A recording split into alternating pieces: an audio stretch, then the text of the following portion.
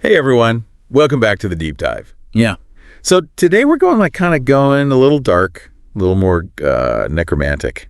Ooh. You know, we're going to explore the music of Twice Dark. They're a goth-industrial artist from Bloomington, Indiana. Okay. And specifically their single necromantic. All right. So buckle up, because we're not just talking about the music itself. Mm-hmm. It's about the atmosphere, Yeah. the story it tells, and how it blurs the lines between like the living and the dead. I love that. Yeah. So the guide is today, we have some excerpts from an article about Twice Dark. Awesome. So yeah, let's dive in. I'm ready. Okay, so the mastermind behind Twice Dark is this guy, Josh Kreuzman. Okay. And he's got a really interesting background. He has a BFA in sculpture and a minor in art history Wow. from Indiana University, Bloomington. Interesting. Yeah, so I mean, talk about a foundation for creating a world of sound and vision. Yeah, for sure. I mean, that visual art background's got to come through in the music. Oh yeah, absolutely. Yeah. Even just reading about necromantic, it's described as having a cinematic flair. Yeah, that makes sense. Totally. It's like he's sculpting sound instead of clay, Mm-hmm. you know? And it makes me think about how we experience music so visually too. Like concerts, music videos, even just the images we conjure in our heads when we listen. That's true. I mean, music has a way of tapping into our visual senses, even without literal imagery. For sure. And speaking of visual art, Kreuzman also curated a compilation album called Midwest Gothic back in 2022. Oh, wow. I think that really shows his dedication to the darker, more atmospheric side of art. Totally. Yeah, he's not just dipping his toes in the goth pool. No, he's diving head first. He's all in. Exactly. So let's get to the song itself. Okay. Necromantic is described as a goth and electro-industrial track. And it features guest vocals from Scott Harris of Hororhaus. Nice. And they recorded it at Postal Recording in Indianapolis. Interesting. Yeah, it kind of adds to that like underground, gritty vibe, I think. Yeah, definitely. There's a certain rawness to that combination, for sure. Have you had a chance to listen yet? Oh yeah, I've listened to it a bunch of times actually. Yeah. I'm obsessed with the opening. Yeah. Like that foreboding synth drone. The whispers. Yeah. It's like being drawn into a crypt. Ooh, spooky. It is eerie, but also strangely beautiful, you know? Yeah, I know what you mean. There's that blend of darkness and allure that's just so goth. Exactly. It's like being both terrified and fascinated at the same time. Totally. And then that deep bass line kicks in. Ooh. And it's like this heartbeat, or like a revived heartbeat, Okay. pulsing beneath it all. The article said it's something you could experience physically. Really? And I totally get that. It's Right. visceral. Interesting. It's interesting how they describe the song as being suitable for both like dancing and solitary reflection. Yeah. That's a cool duality. I'm curious to see how they pull that off. What do you think about that push and pull? Well, for me, as soon as those drums kicked in, it was dance floor time. Uh-huh. It's got that relentless mechanical rhythm that just makes you want to move. Yeah. But I can definitely see how someone could get lost in the atmosphere too, you know, like with all those layers of synths and just drift away into their own thoughts. Yeah. That's the beauty of music like this, I think. It can be so many things to different people at different times. Totally. Yeah. All right. Okay, let's keep going. Yeah, let's keep going. Yeah, it really is a testament to the artist, you know, Yeah. to be able to create something that can be both intensely physical and introspective at the same time. Right. And I feel like that ties back into Kreuzman's visual art background. Uh-huh. Think about sculpture for a second. Okay. It's this physical object you experience in space, but it can also evoke like deep emotions and ideas. Yeah. So maybe he's bringing that same approach to his music. That's a really cool connection. I hadn't thought about it like that, but that makes total sense. Yeah. I mean, art in all its forms has that power to move us both physically and emotionally. For sure. And speaking of moving us, I'm curious what you thought about the vocals on Necromantic. Oh, yeah. The article mentioned that they're kind of integrated into the instrumentation, almost like another instrument. Yeah. That's one of the things that really grabbed me. It's not like a traditional verse-chorus structure where the vocals are front and center. Right. It's more like they're woven into the fabric of the music. Yeah. Which I think just adds to that spectral, otherworldly vibe. And I think the fact that they brought in Scott Harris from Hororhaus is a great choice. Oh, yeah. His voice has this raw, almost guttural quality that really contrasts with the more like ethereal synths and drones. Right. It's like this dialogue between like light and darkness, beauty and decay. Yeah. It's like they're summoning something from the beyond. Totally. Even the song title, Necromantic, hints at that idea of like communicating with the dead. Exactly. Yeah. And the article said that the song tells a story of a man being lured into the underworld Oh, wow. by a spectral figure in a cemetery at midnight. Ooh. It's a classic Gothic trope, but I think Twice Dark gives it a fresh, modern spin. For sure. It's like tapping into those like primal fears and fascinations we have with death and the unknown. Like, you know, when you're walking alone at night and you just feel a shiver down your spine, like someone's watching you. Oh, yeah, totally. I used to live next to a cemetery, and let me tell you, walking my dog at night was always an adventure. Huh. Every creak and groan sounded like a ghost trying to get my attention. Uh-huh.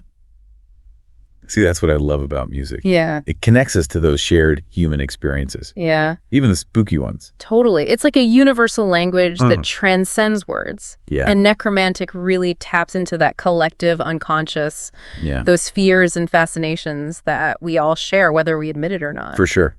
It's like a soundtrack to those moments when you feel that thin veil between the worlds, you know? Those moments when reality seems a little shaky. And it makes you wonder, like, what if that veil were to lift completely? Ooh. What if we could actually talk to spirits? Right. Would we even want to? That's a good question. Those are some deep questions. Yeah. I think that's one of the things that makes Necromantic so powerful. It doesn't give us easy answers. Right. It leaves us with a sense of mystery and wonder, Yeah. which I think is essential to any great art. For sure. Music, like all art, should make us think and feel and question. Absolutely. You know, it should challenge our perspectives and expand our understanding of ourselves and the world around us. And sometimes this should just make us want to dance in a graveyard at midnight. Haha. Speaking of dancing, the article described the song as having like a danceable goth club vibe. Oh, yeah. Did you get that? Oh, absolutely. Those driving drums and that relentless bass line just make you want to move. Yeah. But it's not like mindless, happy-go-lucky dance music. No. It's got this dark, almost ritualistic energy to it. Right. It's like a dance of the dead. Yes. A celebration of the macabre. And that's what makes it so captivating.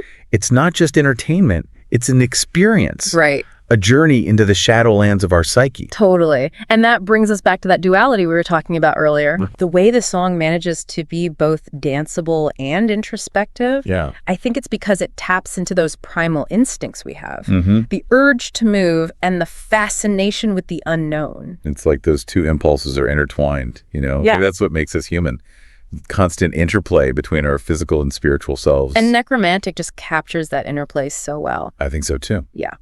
So if you're listening and you haven't heard Necromantic yet, Yes. I highly encourage you to check it out. We'll have a link in the show notes. You won't regret it. Trust me. So as we head into the final part of our deep dive, let's just take a moment to reflect on what we've explored so far. Yeah.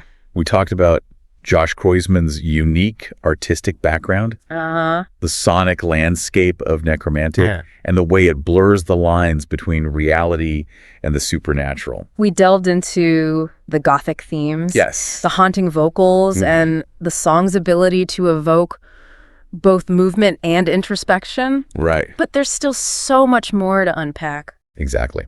And we'll do just that in our final segment, so stay tuned. And welcome back to the deep dive. Yeah. We're wrapping up our exploration of Twice Dark's Necromantic. Yeah. A song that's really gotten us thinking about the power of music to transport us to other realms. Yeah, what's so fascinating to me is how this one single track has opened up so many avenues for discussion. Right. You know, from artistic influences to like the evolution of genres to the interplay of music and emotion. It really has. Necromantic is like a sonic gateway to Yeah. a whole world of ideas and experiences. Yeah. You know, it's made me think about those moments in my own life where I felt that like brush with the otherworldly. Like that time I was hiking in the fog and I swore I saw a figure in the distance. Oh, wow. Or, you know, that creaky old house I used to live in where the floorboards always seem to be whispering secrets. Yeah. It's amazing how music can tap into those primal fears and fascinations, isn't it? Right? It gives us a safe space to explore the darker corners of our psyche, to confront the things that both terrify and allure us. For sure. And Necromantic does that so well. Yeah. It's not spooky just for the sake of being spooky. Yeah. You know, Right. It's using those Gothic tropes to explore deeper themes Yeah. like mortality and longing, Yeah. the blurred lines between reality and the supernatural. And I think that exploration is enhanced by the fact that the song was recorded at Postal Recording in Indianapolis. Oh, yeah. That place has a certain industrial, almost haunted vibe to it. Right. Which I think perfectly complements the sonic landscape of Necromantic. It's like the recording studio itself becomes another instrument. Totally. Adding another layer of depth and texture to the music. Yeah, it's like those whispers and echoes you hear in the song. Right. Are they coming from the instruments or the vocals or the very walls of the studio? No. It's deliciously ambiguous. It really is. Yeah. And that ambiguity is what makes it so compelling. Yeah. It keeps you guessing. It keeps you coming back for more. Totally right. Trying to decipher those secrets hidden within the music. Speaking of secrets, I keep coming back to that line in the article that describes the song as being suitable for both dancing and solitary reflection. Right. It's such a fascinating paradox. It is. It's like the song is inviting us to both lose ourselves in the rhythm, but also confront our deepest fears and desires at the same time. It's a delicate balance. It is. And Twice Dark pulls it off masterfully. They do. There's that driving energy that makes you want to move, but there's also a darkness, a weightiness to it that invites introspection. It's like a dance with the shadows. Right. A celebration of the macabre. Exactly. And it makes you realize that there's these two impulses, the desire to move and the need to reflect. Yeah. They're not mutually exclusive. Right. They can coexist. They can even complement each other. And maybe that's what makes a Necromantic so resonant. Right. It speaks to those dualities within ourselves, those opposing forces that make us human. I think you hit the nail on the head. Necromantic isn't just a song. It's like a mirror reflecting our own complex relationship with life and death and the mysteries that lie between. Beautifully said. So as we come to the end of our deep dive, Yes. I'm curious, what will you take away from this sonic journey?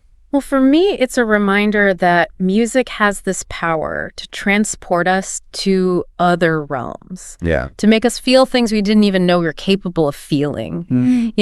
Necromantic has opened my ears to a new way of experiencing goth and industrial music. Yeah. And it's left me with a sense of wonder and curiosity about the world beyond our senses. I couldn't agree more. It's been an incredible journey of sonic exploration, and I hope our listeners have enjoyed it as much as we have. Me too. And if you haven't had a chance to listen to Necromantic yet, what are you waiting for? Yeah. You'll find a link in the show notes. Give it a listen and let us know what you think. Yes. Does it make you want to dance? Does it make you want to contemplate the mysteries of the universe? Right. Or maybe a little bit of both? We'd love to hear your thoughts. And a huge thank you to Dulaxi for sponsoring this deep dive into the dark and mesmerizing world of Twice Dark. Yes. Thank you, Dulaxi. Your support makes these explorations possible. And to our listeners, thank you for joining us on this journey. Until next time, stay curious and keep exploring. Yes. We'll see you in the next deep dive.